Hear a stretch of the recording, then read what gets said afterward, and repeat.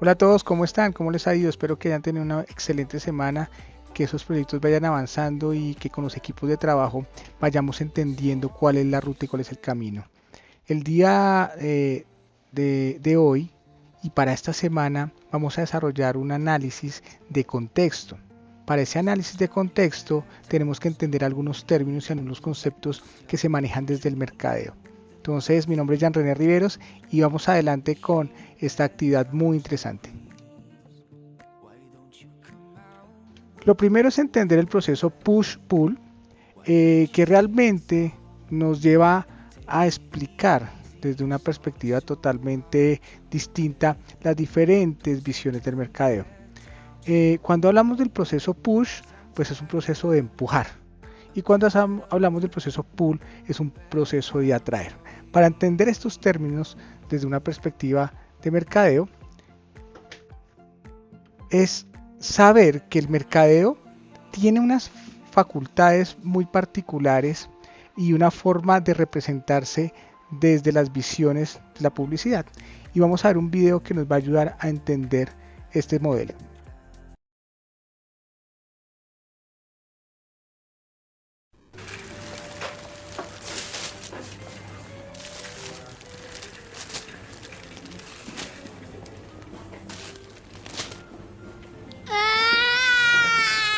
¡Lleva la papa! ¡Lleva la papa! ¡Lleva la papa!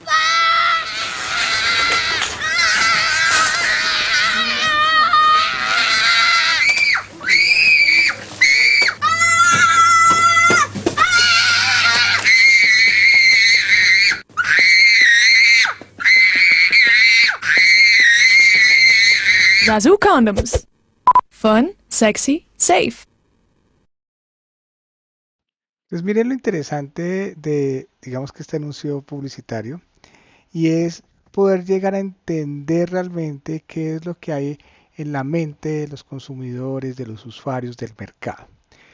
Como definición del mercado tenemos que es un conjunto de herramientas y actividades para lograr un objetivo base, que es la creación de productos o servicios o experiencias.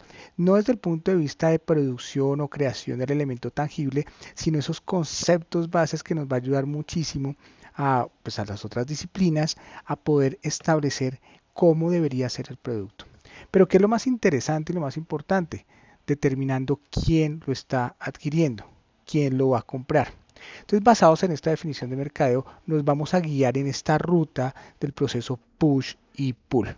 Vamos a ver la perspectiva desde Kotler y Porter, que son, digamos que los padres de la administración y el mercadeo, para entender cuál es su visión de lo que debería ser el mercadeo. Entonces, esta visión push, ¿sí?, se da desde Kotler. ¿Cómo realmente yo puedo llegar a establecer las diferentes características de un mercado objetivo, entendiendo esa segmentación a partir de las características o atributos que se van a gestar en un momento determinado con la población? Tenemos que tener mucho cuidado con caer en los gustos y preferencias. Entonces algunos dicen que es mejor el pull, otros dicen que es mejor el push, etcétera. No, simplemente son distintos enfoques, pero con un mismo objetivo.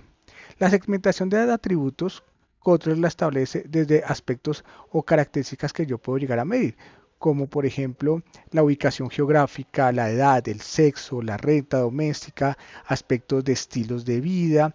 Y ya aquí Kotler empieza a hablar sobre algunos procesos que no son tan tangibles o medibles como son la personalidad, el estilo de percepción, actitudes. Sin embargo, él trata realmente de caracterizarlos y categorizarlos. Por lo tanto, esas categorías se entienden como atributos.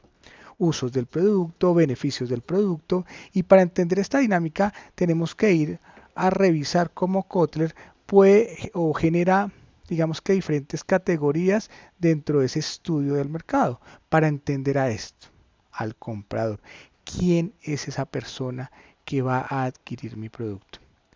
Y tenemos que tener mucho cuidado acá, porque el comprador no es la persona que realmente va a pagar, es la persona que va a hacer el usufructo de un producto, un servicio o una experiencia.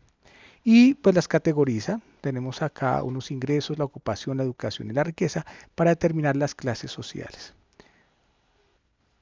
Todo lo que hablamos de estratificación, por ejemplo, la estratificación es un tema muy colombiano. Realmente decimos que estrato 1, estrato 5, estrato 6, pero realmente no es buena esa categorización debido a que no siempre las personas tienen unos comportamientos similares. Kotler lo habla de clases sociales. Ya en el mundo se habla de las clases sociales. Entonces está la clase baja, la clase trabajadora, la clase media que la divide en dos y la clase alta que la divide en dos. Y estas caracterizaciones también funcionan bastante bien pues en el mundo occidental, eh, en Colombia funcionan perfectamente. ¿Por qué? Porque pues estamos occidentalizados debido a nuestra influencia de la cultura estadounidense. Entonces, vamos a hacer un proceso de segmentación por atributos. ¿Qué es la segmentación por atributos? Establecer las características o particulares de un segmento de la población que se parecen, basado en atributos. O sea, en cosas que yo puedo llegar a medir. Digamos que el mercado funciona como una diana. ¿A dónde queremos apuntar? Pues al centro, llegar al usuario, llegar al comprador que esa persona no dude mucho en comprar mi producto, sino que realmente lo adquiera. Entonces esa diana funciona desde esta perspectiva. El universo, todas aquellas personas con características particulares en una ubicación geográfica particular. Después tenemos el segmento, que son estas mismas personas, pero realmente categorizados de los atributos, edad, sexo, ingreso, ocupación, etcétera, elementos medibles. Y por último, entendemos el target o el nicho de mercado, aquellas personas con unos gustos y preferencias particulares. Y aquí es donde el mercadeo realmente tiene una visión distinta. ¿Por qué? Porque es que los gustos y preferencias nos cambian constantemente.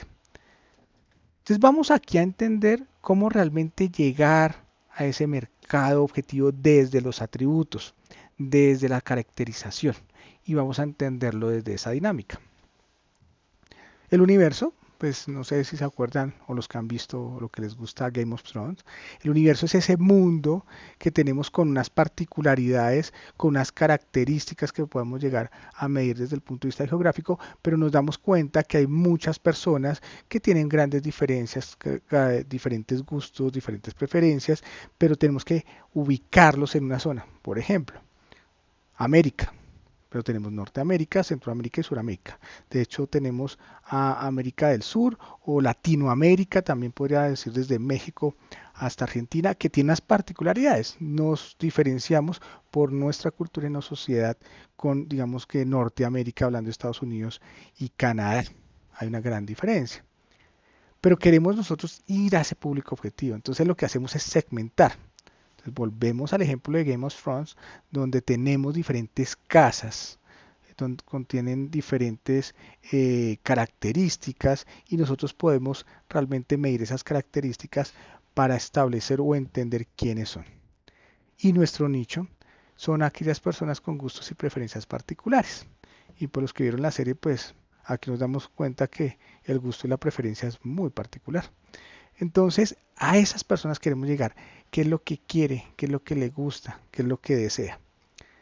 Y desde esa perspectiva también tenemos una herramienta que se llama la pirámide de Maslow, en donde la pirámide de Maslow nos establece cuáles son las necesidades de los grupos objetivos, teniendo una base fundamentada desde las necesidades fisiológicas. Los seres humanos pues necesitamos comer, dormir, tener una muy buena salud, tener homeostasis, que es la capacidad del cuerpo de estar en equilibrio, y vamos subiendo, digamos que en ese peldaño de necesidades hasta la autorrealización. Para dar un ejemplo un poco más concreto del mismo, tengo un ejemplo, lo que sería la pirámide Maslow 2.0, que desde aquí lo entendemos. Necesidades básicas. Necesitamos señal de internet hoy en día, un dispositivo celular, un computador, señal de Wi-Fi y batería. Esto es básico. Al ser básico, yo no pago mucho por él realmente, ¿sí? Entre más arriba en la pirámide, yo estoy dispuesto a dar más de mí para conseguirlo. Y ya vamos a entender más ese dar más, no siempre es desde el punto de vista monetario. Pues la necesidad de seguridad, tenemos entonces ubicación, búsquedas, seguridad de transacción y el correo electrónico que funcione de forma adecuada para recibir la comunicación. Bien, y si empezamos a subir en esa pirámide nos vamos dando cuenta que llegamos hasta la autorrealización. Pinterest, YouTube, LinkedIn, que se diferencia de un Facebook, que es más la necesidad de afiliación. Entonces acá tenemos productos desde las aplicaciones con la afiliación. Bien, y la autorrealización es para mí. Yo Pinterest realmente, digamos que ustedes la usan para sus necesidades establecidas. Y lo que hace el mercado es identificar cómo son esos consumos o cómo logran consumirlos. ¿A partir de qué? De identificar estas necesidades, de la búsqueda de información, de qué productos de la competencia existen en el contexto, evaluamos las diferentes alternativas y al final decidimos qué comprar. Pero siempre esperamos un proceso de post-compra, ¿sí? Que es ese servicio adicional, con el objetivo, y recuerden lo que es el mercadeo, que es una recompra. La post-compra nos sirve para volver a generar una recompra, no hasta la identificación de necesidades, sino hasta la evaluación de alternativas, y sigo en este círculo con mis clientes. Esa es la gran búsqueda y eso es lo que ha buscado realmente las grandes compañías. Sin embargo, pues ya sabemos cuál es el camino que tomaron Xerox y Kodak, que tomaron el camino únicamente de la segmentación por atributos, y ya sabemos la historia de estas compañías que perecieron en el proceso. Entonces espero que realmente haya sido de su agrado esta explicación. Vamos a hacer un ejercicio ahora teniendo en cuenta los conceptos adicionales y así vamos transcurriendo en esta ruta. Bienvenidos a este primer video y vamos a seguir discutiendo sobre estos temas muy interesantes a medida que vayamos avanzando. Los invito a realizar el ejercicio y ver el siguiente video.